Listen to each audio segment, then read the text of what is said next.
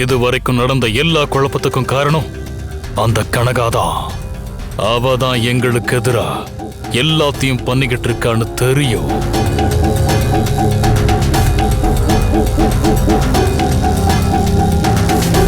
ஆனா ஆனா அவளை கையங்களுமா பிடிக்கதான் முடியல.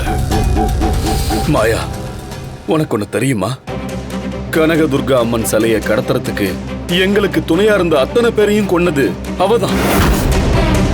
ஆட்ட தின்னு மாட்ட தின்னு கடைசியா மனுஷனை தின்னுச்சா பிடாரிங்கிற மாதிரி எங்களை சுத்தி இருந்த எல்லாரையும் களை எடுத்தது இல்லாம அந்த கனகா கடைசியா வீணாவையும் காவேரியும் கொன்னுட்டா. ரத்த வெறி அடங்காம இப்ப அவ எங்களையும் குறி வச்சிருக்கா. கனகாவோட இந்த அதிரடிக்கான காரணமே அந்த கனகதுர்கை அம்மனோட அருள் தான்.